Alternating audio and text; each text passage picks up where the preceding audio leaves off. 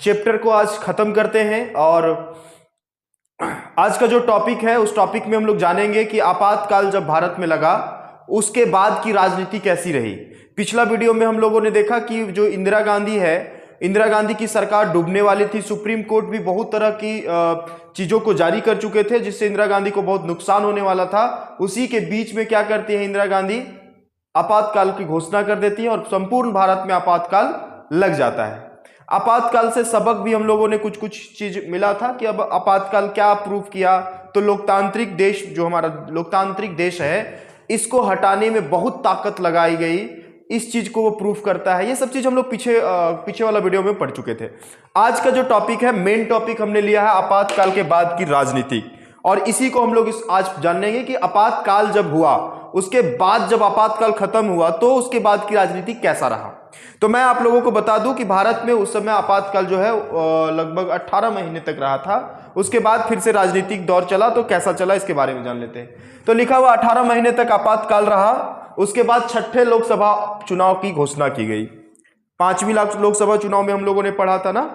अब 18 महीने तक आपातकाल रहा। उसके बाद जो है क्या हुआ कि फिर से एक लोकसभा चुनाव की गई, जिसको छठी लोकसभा चुनाव के नाम से जानते हैं। और जनवरी 1977 में छठे आम चुनाव की घोषणा की गई और मार्च में क्या हुआ, ये चुनाव हो गया। 1977 मार्च में ये चुनाव हो जाता है। उसके बाद आप देख पा रहे होंगे जो टॉपिक हमने लिखा हुआ है कि चुनाव से पूर्व विपक्ष की पार्टियों ने एक मजबूत पार्टी बना ली तथा एक नारा भी तैयार किया। जैसे कि आपको मैं बता देना चाहता हूं कि जब क्या हुआ था कि आपातकाल रहा तो कई पार्टियां जो है इस पर विचार विमर्श कर रही थी और एक पार्टी बना रही थी। और जब पार्टी बना रही थी ना वो लोग पार्टी बना लिए, बहुत से गैर कांग्रेस यानी कांग्रेस के अलावा और भी जितनी पार्टियां थी सब लोग मिल गए और एक अच्छी खासी मजबूत पार्टी बना ली। और उन लोगों ने एक नारा दिया। क्या नारा दिया? लोकतंत्र बचाओ। उन लोगों का मानना था कि इंदिरा गांधी जो है वो लोकतंत्र खत्म कर देगी, तो लोकतंत्र बचाओ जो नारा है उन्होंने लेकर के आया।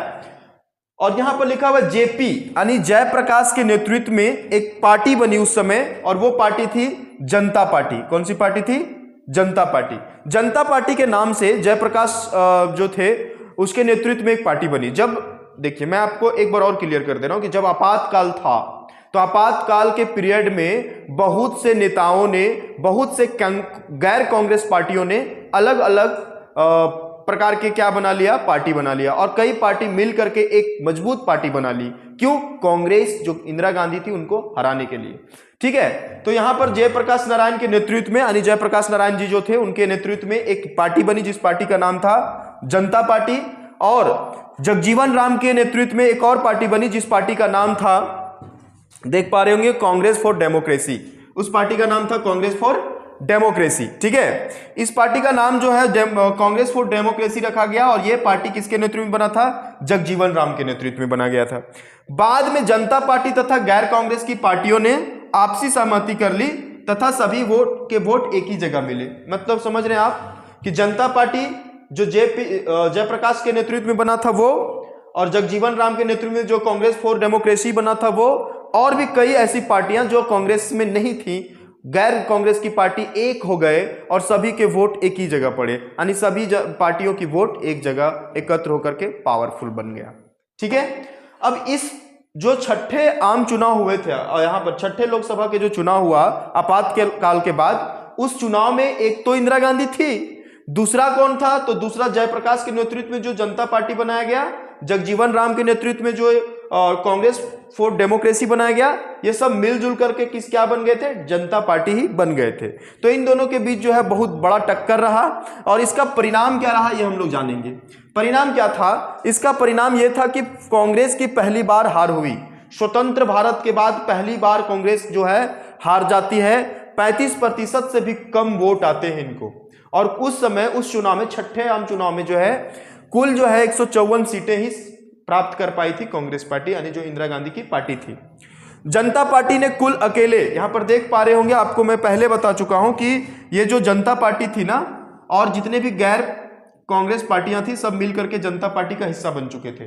तो जनता पार्टी जो थी, अभी हम आप लोगों को पता है कि उस समय कांग्रेस की जो इंदिरा गांधी की पार्टी थी और जनता पार्टी में और भी बहुत से कांग्रेस फॉर डेमोक्रेसी और अन्य तरह के पार्टियां इंक्लूड हो गई थी। तो इसके पास एक पावर हो गया था। तो जनता पार्टी ने अकेले के दम पर 295 सीटें लाई।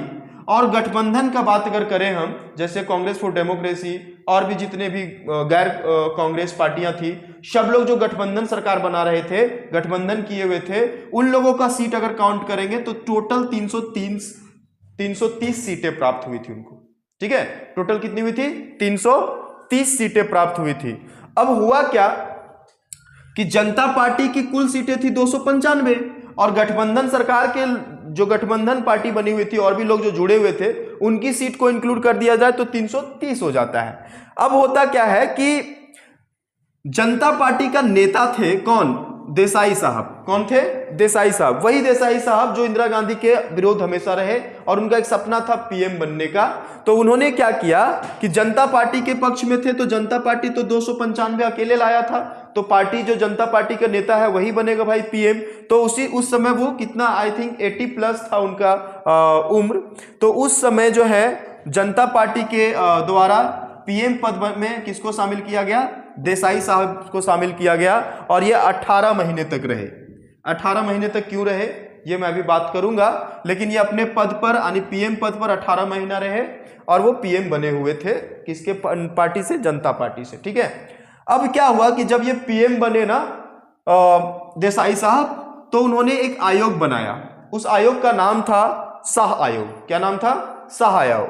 शाह आयोग इसलिए बनाया, क्यों बनाया गया था इसके कारण हमने नीचे लिखा हुआ है, लेकिन शाह आयोग जो था वो भूतपूर्व मुख्य न्यायाधीश जिनका नाम था जेसी शाह, इसकी अध्यक्षता में एक आयोग का गठन करता है और उस आयोग का नाम पड़ता है शाह आयोग।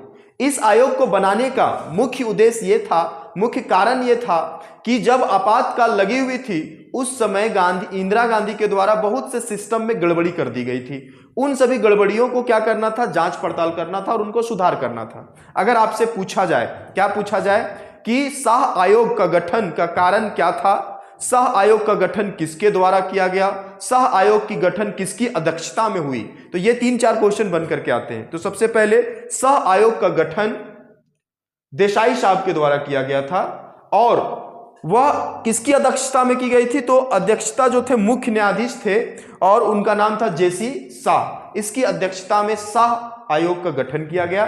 इसका मेन कारण था कि आपातकाल के दौरान इंदिरा गांधी के द्वारा बहुत सी सिस्टम में गड़बड़ी कर दी गई थी। उन्हीं गड़बड़ी को क्या करना था? जांच पड़ताल करना था और उनका सुधार करना था। ठीक है, अब हम बात कर लेते हैं। यहां पर कारण भी लिख दिया मैंने कि आपातकाल के दौरान की गई गड़बड़ियों की जांच करना इसका मुख्य कारण था। ठीक है, अब हुआ क्या कि चरण सिंह जो थे ना, चरण सिंह का नाम हम अब यहां पर लिखे हुए, चरण सिंह जो थे वो भी समर्थक थे किसके? जनता पार्टी के। किसके? जनता पार्टी के। यानी चरण शाह जो है अपनी पार्टी को जनता पार्टी में इंक्लूड कर दिए थे।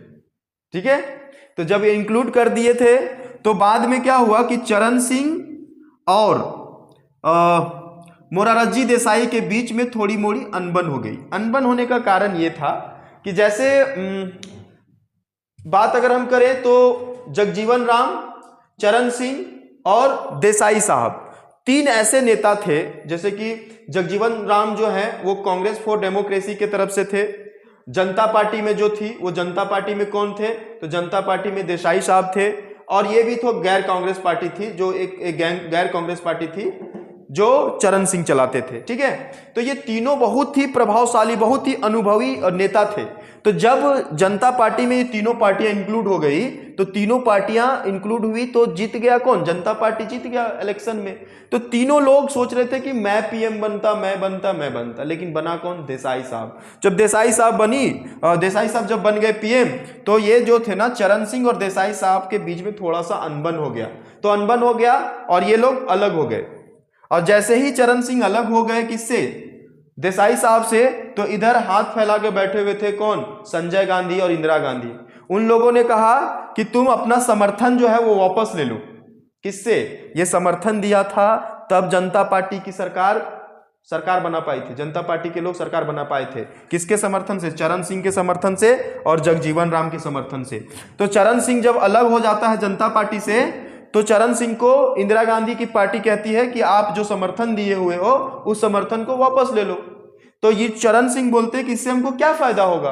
तो इससे हम यहाँ पर जो इंदिरा गांधी की पार्टी होती है वो बोलती है कि जैसे आप उनका समर्थन आप वापस ले लोगे उनसे, तो क्या होगा कि मेरा समर्थन आपको मिल जाएगा और आप पीएम बन जाओगे। ठीक है।